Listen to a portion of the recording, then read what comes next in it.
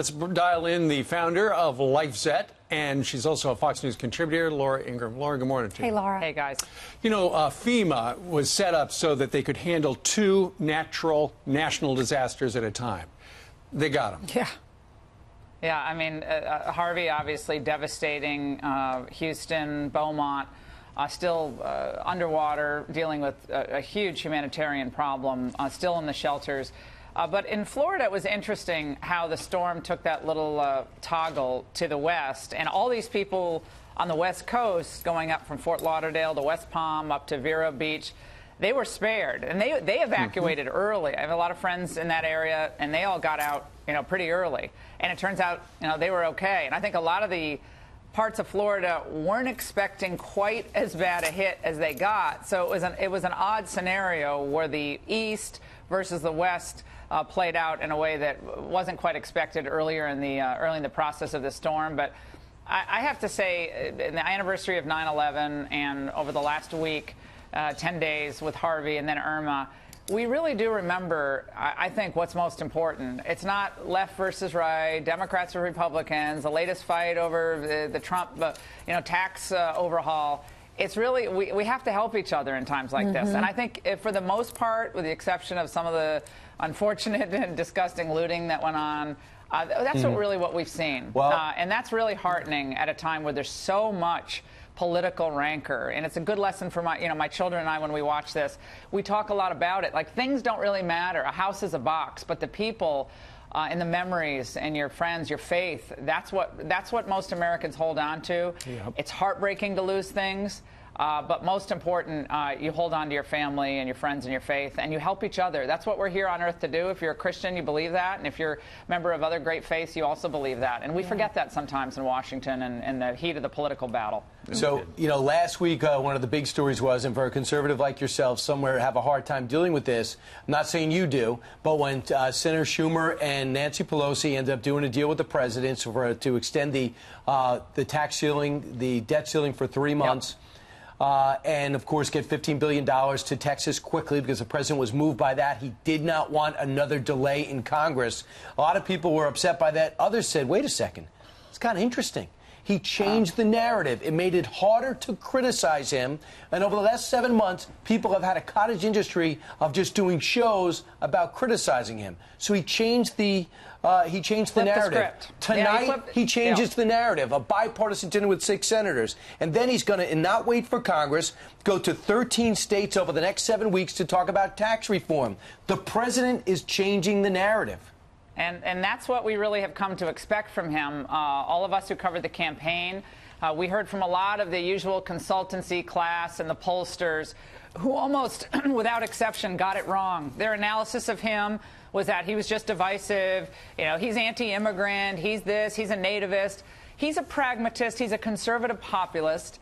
And he wants results. So if Republicans drag their feet, as we've seen Mitch McConnell do, back in May, he was dragging his feet on tax reform. He was promising the moon with Obamacare repeal, and he did not deliver. At least Paul Ryan got the Obamacare repeal through the House.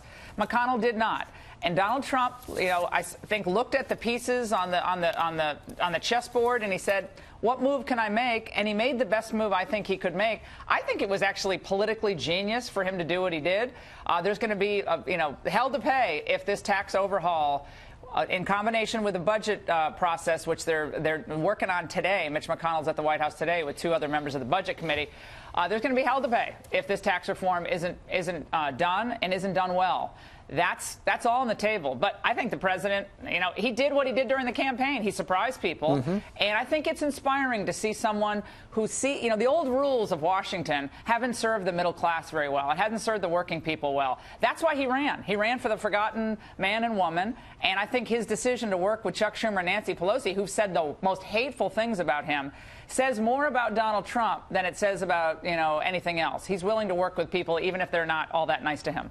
What does this mean for Congress going forward? There are these three, he's sitting down at a table tonight at dinner with 6 individuals, 3 Republicans and 3 Democrats. All 3 of these Democrats are up for re-election, and he won in their states. What does it mean? Do you think that the country is sick of what's happening in what the president would call the swamp? What does it mean for them going forward if things continuously do not get passed? past. Who do we blame, and what does it mean for their re-elections? Well, I think right now you see the president willing to reach across party lines when it's in the nation's interest to do so, and in this case it is. So he's doing that. That's all he can do as the chief executive officer, along with regulations, along with the executive orders that he's deciding to do and hire great people. But if Republicans and Democrats see this opportunity and punt it, then, I mean, I think all of their jobs are on the line. I think there are a lot of primary challenges of never Trump Republicans and never Trump agenda Republicans are in order. And I'll certainly support a lot of those primary challenges. Sometimes people just need to move on to a new career. Sure. If you're not good at politics, and a lot of these people, frankly, are not. Donald Trump taught them a lot about politics. But if they're not willing to learn, if they're not willing to listen, then they need to go on and do something else with their lives. Maybe it's time to get some citizen legislators in place who actually want to get things done for the American people. Well, Laura, I'm glad you talked a little bit about the primary challenges. Steve Bannon made it very clear, you know, if somebody does not support the president's agenda and they're a Republican lawmaker, he's going to try to primary them. And famously, of course, Jeff Flake, but also the president himself have taken shots at Mitch McConnell and Bob Corker and stuff like that. But yesterday, two of the top Republicans in the U.S. Senate essentially said they wished that the president and Steve Bannon would lay off incumbents. I'm sure they do. I'm sure they don't want any scrutiny. I'm sure they don't want to be held accountable. I'm sure they just want to keep going along where they do these 6-month continuing resolutions, where they don't do normal course budgeting, where they don't deliver on major tax overhaul, which we have not done in this country for 3 decades, where we do things like the TPP and NAFTA. I'm sure they want to keep it all going. But guess what? We're out of money. We're $20 trillion in debt. And the nation rejected the old ways of Washington in November. They rejected those ways. And Donald Trump's, I think right now, given everything that's happened, you know, there were some mistakes along the way in the beginning, but I think he's well positioned to go to the American people and make the case for pragmatic, pro-growth tax reform that will help all levels of income and help the country's economy hum again. He doesn't do that. The Congress doesn't do that. I think a lot of them are going to need to look for new work. Something else changed about the president, intentional or unintentional. Mike Pompeo speaks up about his relationship with the intelligence community, not the president at some hostile press conference. Chief of Staff Kelly sticks up for the DACA decision and goes after the congressman who went after him. And Attorney General Sessions goes out and says, this is my thought process as Attorney General behind the DACA thing. So the president's saying, yeah, these are my people. These are my policies. He's spreading out some of the attention and let other people make it harder for his critics to take a shot at him. I think that's smart, Brian. I think that we need to understand that he has an enormous pool of talent in his cabinet. He really does. I mean, with the exception of maybe a few people, and I won't name right now, he has great people in place.